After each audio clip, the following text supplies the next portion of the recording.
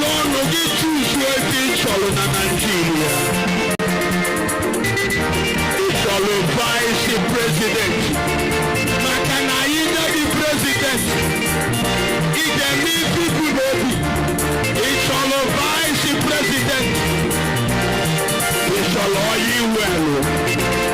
Get it shall atone Nnamdi Kanu. Nigeria no well if ever trouble.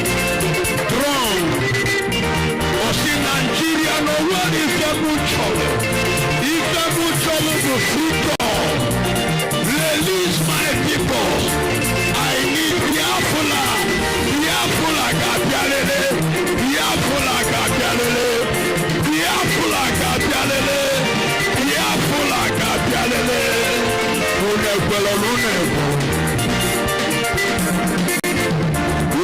Church and I move. With my church and I'm up with that. Oh, she did the one. Biafra Gabialele. Biafra Gabialele. Aboko Balosunide. Ewelo Nanibu.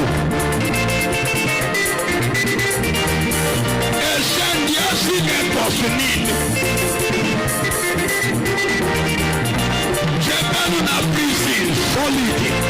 Jebano na prison. Jeno kono na wono na dekaro weba kaka. Wono na dekaro kedi focholo. Kenya ya na Nigeria. Koko si agitation. She no worry if you follow. Oh, don't run in what Nnamdi Kanu. To many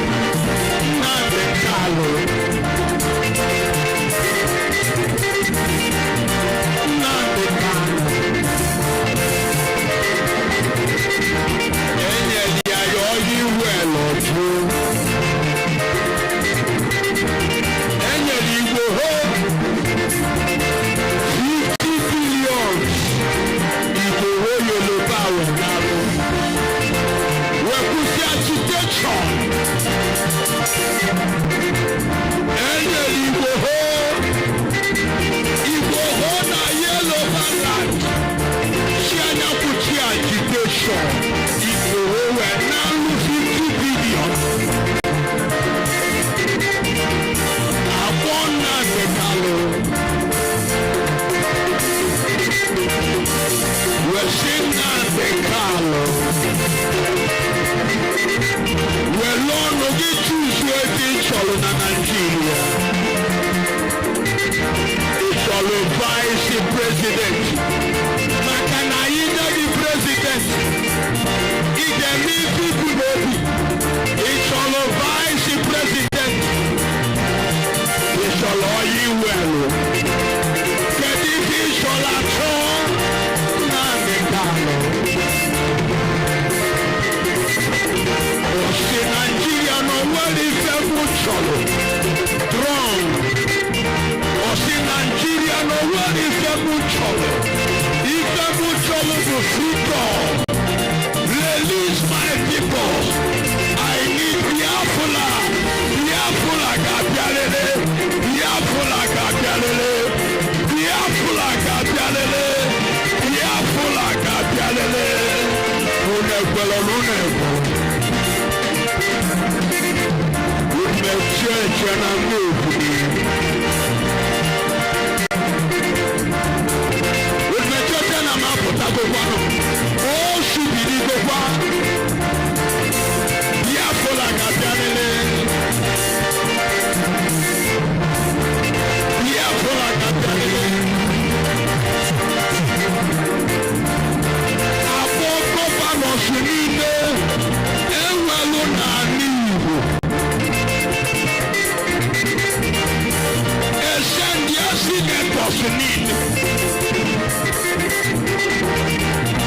Jebano na prison, solid. Jebano na prison.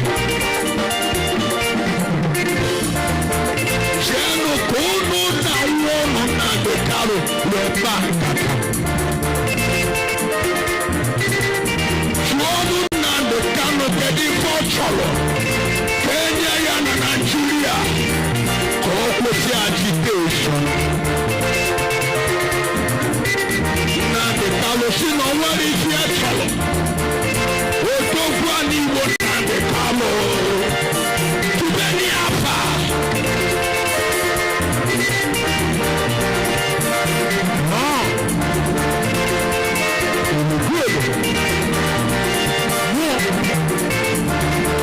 Emi. Salusi Webu. The king in our son, Salusi.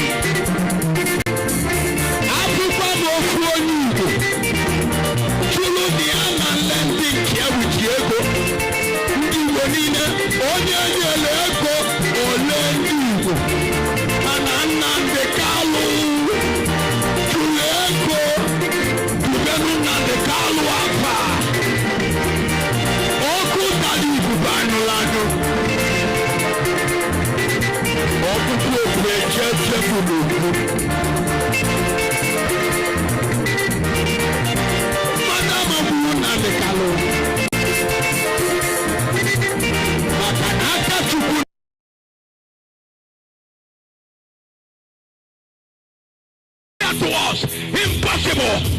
We are the battle ass. Every country, every nation have warriors that are speaking for them. I am a man of God as a David of our people. And we are Biafrans. And we can never forget our forefathers did not fight the wrong battles. They are fighting for our rights, which our rights have never been given to us till today in Nigerian government. Stop that swallish. Stop it. I want you that celebrating what happened to our brothers. Nnamdi Kanu, the only good man in Igbo land, only good man that love you, a true love, is only Nnamdi Kanu. The only true man that love this country, that want everybody to be free. He want Hausa to be free. He want Yoruba to be free. He want Igbo to be free. Everybody go to your country and develop your own nation. If you want to kill your brother, then you can kill them. Don't come and use one Nigeria and killing other people. And one personal people, one particular people are eating your resources in the name of Nigeria. That is why they refuse for the separation of Nigeria. Because one families are benefiting one Nigeria, not all the Nigerians. So whatever they do to Nnamdi Kanu is a personal interest of a one person that enjoying the resources of Nigeria.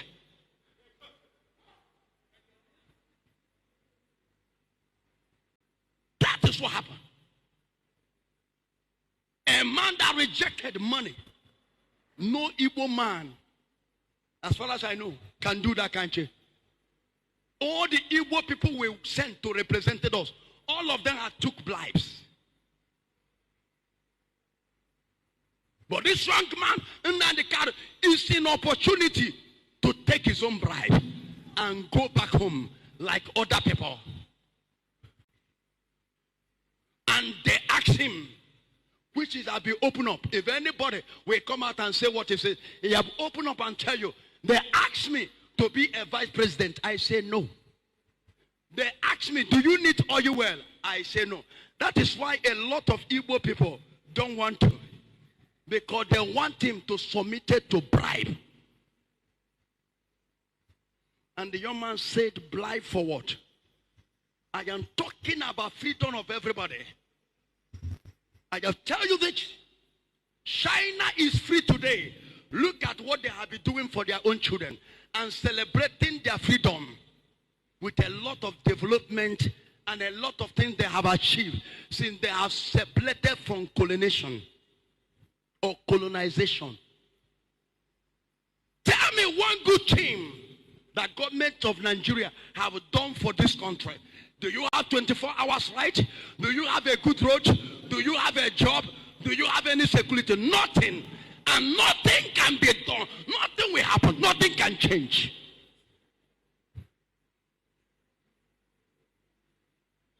The only thing that can change is to divide this country. And everybody will go to their own places. Hausa, go to your people. Yoruba, go to your people. Igbo people, go to your people. And they know if Nnamdi Kanu is released, fake election will not be happening here. Bad government will not continue here. Yes. So don't begin to celebrate evil that was done to you. Only man, the only good man that love you outside Igbo Yoruba is Nnamdi Kanu. They want everybody to enjoy their own resources. Your resources are enjoyed by one particular family that call themselves governor, call themselves senator, call themselves president. They are the one enjoying the money and the resources that belong to all Nigeria.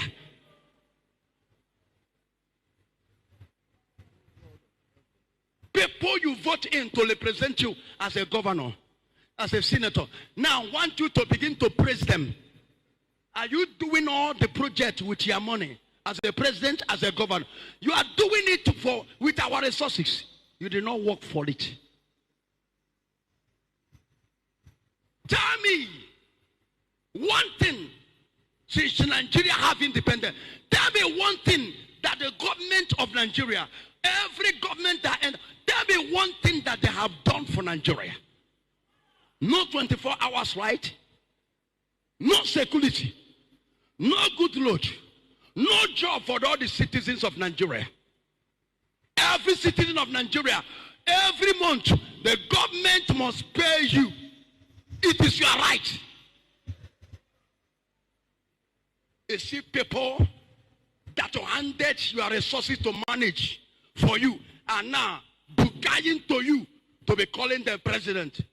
It's impossible. These are businessmen and disappointed men.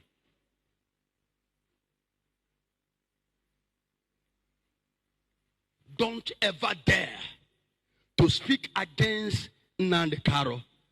If you have already, if he decided to sell you, he will sell you very well. and living fine now. But what? Nobody in Igbo land have done it. Nobody in this country, both in Yoruba land, both in Hausa land, have done the kind. Nobody can try it. When anybody agitates, they will set money to you and you will surrender.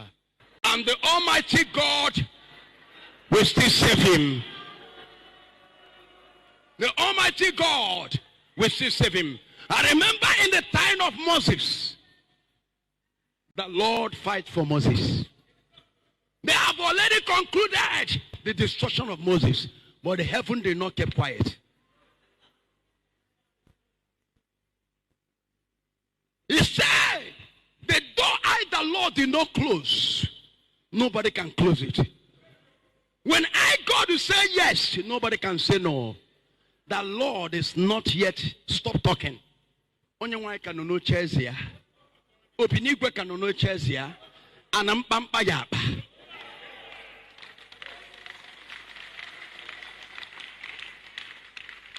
Onopota ka ngari ku oku kan ko kita ka oku bido. I am a warrior in the Nigeria. I'm a warrior in the Biafran land. I'm a warrior. If we die, we die. We have died many years ago. Look at how bandits are negotiating. Look at how weaker leaders are negotiating with people you must arrest and put them behind the bars. And you are negotiating with them. Where you see them killing Christians in broad daylight.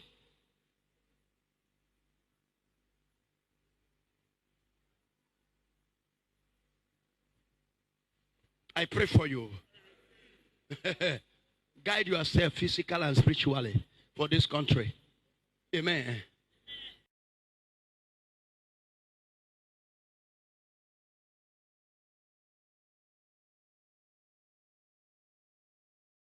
I'll be speaking for the Southeast and, all the people who have been hopeful that this judgment would kind of be a relief whereby Nnamdi Kanu will be released. So the feeling generally is that of disappointment and disillusionment. And it cuts across all the socioeconomic status in the Southeast. Both the political leaders, thought leaders, elites, the academia, the average citizen in the Southeast, the Igbo, you can feel their, their sense, that sense of disappointment. You can see that graveyard silence. You know that Igbos generally are not known to be violent people. We are more business inclined. The Igbo land has the highest number of entrepreneurs. So we are not violent people. And since that verdict was handed down to Nnamdi Kanu on Friday, they've been waiting to see the next step. The Igbo man does not believe that Nnamdi Kanu is a terrorist. In fact, as a matter of fact, they view Nnamdi Kanu as an agitator, a freedom fighter. They see his ideologies as that of someone who is a catalyst for change, who is fighting for the marginalization of Ndi Igbo within the political space of Nigeria. So everyone was hopeful, even though we are still keeping the hope alive, believing that his matter will be resolved politically instead of this punitive measure, which has not really helped the matter. As a matter of fact, the judgment has increased the followership of Nnamdi Kanu. A lot of Southeasterners who were before now were kind of indifferent to the matter. There's an awareness now that, look, what this man is calling for, his ideologies, they are within his rights. Calling for self-determination. It's not terrorism. We do not see Nnamdi Kanu as a terrorist. The elites, the political leaders in the Southeast have been speaking, they have been putting out statements. And we are glad that he has drawn enough attention to himself and to his plight, that everybody now is coming together to stand united and speak with one voice that, look, we should rally around him and believe in his cause. So the general feeling is that of disappointment. We were all hopeful that Nnamdi Kanu will be released. And like the Deputy Speaker, Honorable Benjamin Kanu, the way he appealed to Igbos in his statement, I read it, and he called for calm. We have seen Bianco Ojukwu calling for calm too. We have seen the governor of Abia State, Dr. Alex Oti, asking everybody to calm down, that the Southeast governors would try their possible best to ensure that a political solution is applied to Nnamdi Kanu's case. So everybody believes that, everybody in the Southeast especially, believes that this is selective justice, that he has not committed any crime, and that calling for self-determination cannot be interpreted to be a terrorist act.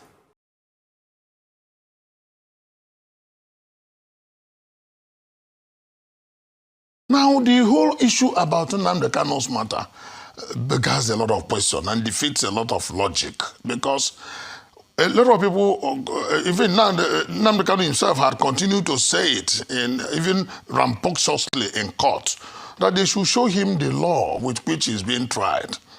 Because by the time many people didn't understand, because all the people who were not privy to the charges and people who were not privy to the goings on in court were at a loss as to why would a man be charged for an offense that is not known to law in a criminal trial. Because a Nigerian statute book says that one cannot be tried for a law of an offense not codified and known to law. Yeah. And then under the principle of fair hearing, sections 35 and 36. Absolutely. And there is nothing like retrogressive action in law when it comes to criminal action. Yeah. We are not a military regime. What eventually happened in the Court of Justice of Motorshow, could it have been avoided if the matter was handled differently? Well, I do not know why he debriefed those lawyers. I also do not know why he decided to defend himself. But what is those are now in the realm of history or in the realm of the past. What now bothers many Nigerians was what happened on November 20th, the day he was sentenced, and the day he was convicted and eventually sentenced. And the whole issue surrounding the trial, the whole issue surrounding the conviction and the sentencing, the attitude of the court itself, whether the court followed the law or whether the court followed personal opinion of the jurists, or whether the court, in some people's opinion, acted on a script to ensure that Nnamdi Kanu is taken off the streets, in a manner of speaking.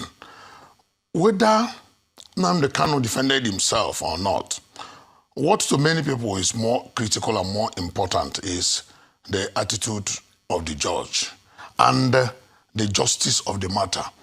Don't forget that in criminal adjudication, one can only be convicted when there is preponderance of evidence, one, two, and when the prosecution is able to prove the case beyond all reasonable doubt. We are not saying all iota of doubt, but at least all reasonable doubt. And that justice must not only be done, but to be seen, manifestly be seen as having been done. The generality of the public of Nigeria and even the international community do not believe that justice was done in Nnamdi Kanu's case. Don't forget that the issue of treason is a political decision by the state, because treason is an offense against the state. It has been brought to become an offense against humanity. And that is why there is an international convention against treason. And it was to be able to bring it to the level of, to align Nigeria's act with that of the rest of the world, following the UN Convention that brought to the repeal of Nigeria's 2011-2012 Terrorism Prevention Act and reenacted in 2022 with implementation in 2023 of Terrorism Prevention and Prohibition Act. Now, the whole issue about Nnamdi Kanu's matter beggars a lot of questions and defeats a lot of logic, because a lot of people, even Nnamdi Kanu himself had continued to say it, even rambunctiously in court, that they should show him the law with which he's being tried. Because by the time many people didn't understand, because all the people who were not privy to the charges and people who were not privy to the goings on in court were at a loss as to why would a man be charged for an offense that is not known to law in a criminal trial. Because a Nigerian statute book says that one cannot be tried for a law of an offense not codified and known to law. Yeah. And then under the principle of fair hearing, sections 35 and 36. Absolutely. And there is nothing like retrogressive action in law when it comes to criminal action. Yeah. We are not a military regime. Now...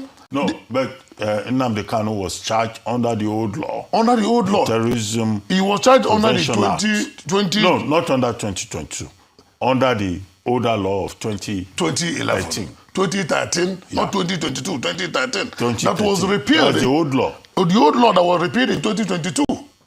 Yeah, but so, the new law will not take effect. That's why Chief Awomolo SAN is saying that the punishment is death penalty. He was quoting the old law, and that the accused person was charged under the old law. The accused person was charged under the old law. Don't forget that that charge under the old law got extinguished in October 2022. When but the law, you yourself just said it, cannot have retroactive effect. We cannot have retroactive effect. Those are issues they will resolve at the level of appeal. No. There is one major issue that is even on the open. Okay. Because in the first instance, don't forget that Nnamdi Kanu had earlier been acquitted by the Federal High Court before federal government went to Court of Appeal. And every moment an accused is acquitted, discharged and acquitted, he goes home from the court. He can only go back to the prison or to wherever he was detained to collect his personal items. If he doesn't want, he can abandon them there. If he doesn't want, he can go from there to his house.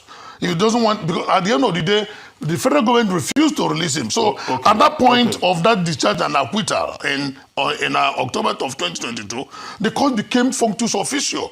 So you can no longer hold on that old law. But by the time you saw the judgment from the Constitutional Court, it was referring to the 2013 charge. So that became a very, very strong issue against that judgment and against the entire procedure. There are so many other issues which time may not allow us to explain. These are issues that can be worked out when the matter goes to the Court of Appeal.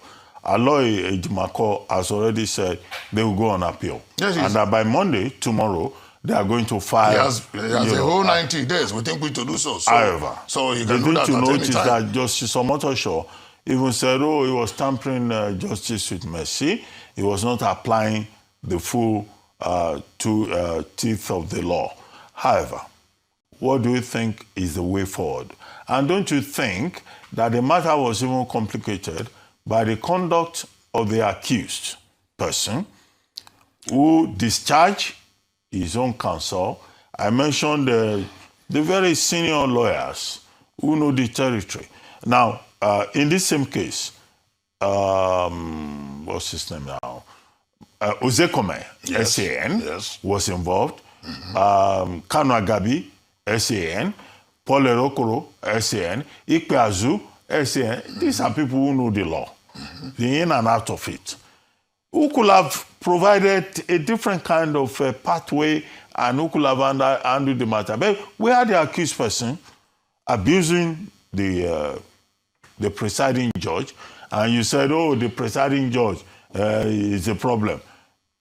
What do you expect his lordship to have done in a situation whereby the accused person took over the proceedings of the court and questioned his integrity, question is, so what the judge did eventually in the 144-page judgment that I have seen is that he just applied the law.